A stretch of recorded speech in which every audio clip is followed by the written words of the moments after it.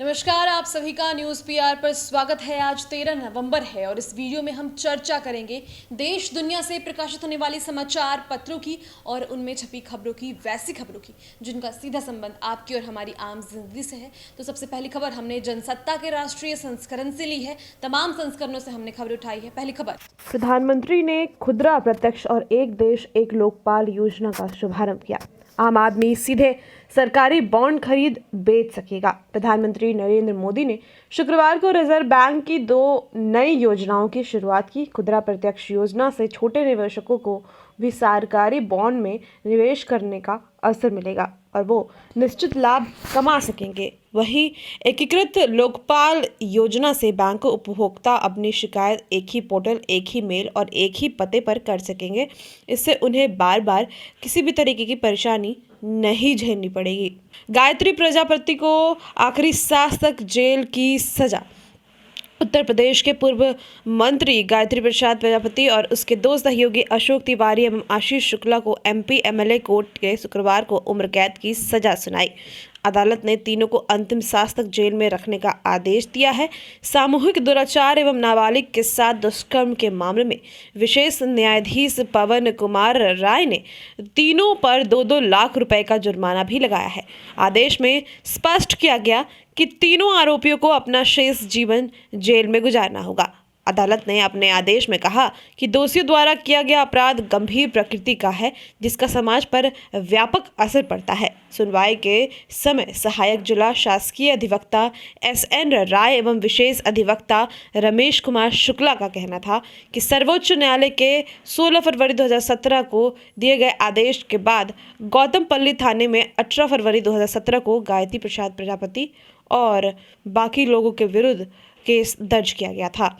फैसला, रेलवे ने विशेष ट्रेन और किराया खत्म किया। भारतीय रेलवे ने शुक्रवार को कोरोना काल में मेल और एक्सप्रेस रेलगाड़ियों को दिया विशेष ट्रेन का दर्जा तत्काल प्रभाव से खत्म करने का फैसला किया। साथ ही कोविड पूर्व यात्री किराया व्यवस्था भी बहाल करने की घोषणा की। रेलवे बोर्ड ने शुक्रवार को सभी जोनल रेलवे को पत्र लिखकर कहा कि नियमित सुपरफास्ट मेल, एक्सप्रेस और पैसेंजर ट्रेन कोविड पूर्व समय सारणी के हिसाब से चलेगी। झटका, खुदरा महंगाई दर बढ़कर 4.48% हुई।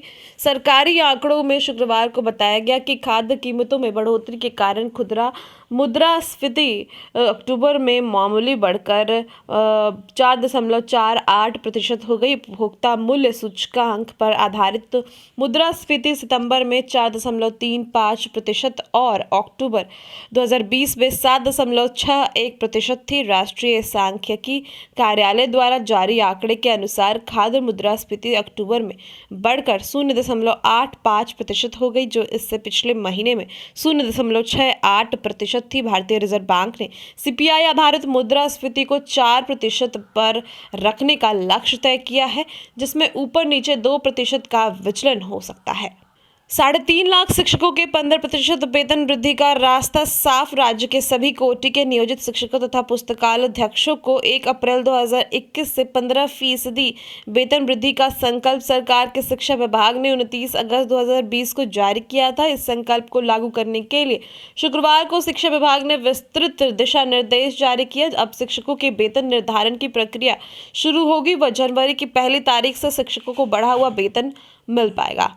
केंद्र सरकार ने कम से कम 4 ट्रेड में पढ़ाई की अनिवार्यता कर दी खत्म। सूबे के 900 आईटीआई की बंदी का खतरा टला। औद्योगिक प्रशिक्षण संस्थानों में कम से कम 4 ट्रेड में पढ़ाई की अनिवार्यता खत्म कर दी गई है। केंद्र सरकार के इस आदेश से राज्य के 900 प्राइवेट आईटीआई को राहत मिली है। यह आदेश लागू होता तो यह सभी आईटीआई बंद हो जाते, जबकि देश में 15,000 से अधिक आईटीआई बंद हो जाते। बीते दिनों केंद्र सरकार के प्रशिक्षण महानिदेशालय ने पत्र जारी कर कहा कि देश के सभी प्राइवेट आईटीआई में कम से कम 4 विषयों की पढ़ाई जरूरी है। करोड़ों की ऑनलाइन ठगी करने वाले बड़े गैंग का खुलासा। राजेंद्र नगर में एसबीआई के एटीएम में रुपए निकालते वक्त धराया साइबर अपराधी मुन्ना।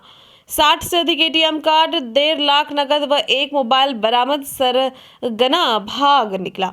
साइबर अपराध और अलग अलग तरीकों से ठगी कर करोड़ों रुपए उड़ाने वाले गैंग के एक अपराधी को पत्रकार नगर थाने की पुलिस ने गिरफ्तार कर लिया। पकड़े गए साइबर अपराधी का नाम मुन्ना कुमार है। वह पटना जिले के बेलछी थाना क्षेत्र के सिकंदरा गांव का रहने वाला है। पुलिस ने बीते 11 नवंबर को उसे राजेंद्र नगर गोलंबर के समीप स्थित एसबीआई के एटीएम से उस वक्त गिरफ्तार किया जब वह साइबर अपराध से खाते में आए रुपए को निकाल रहा था।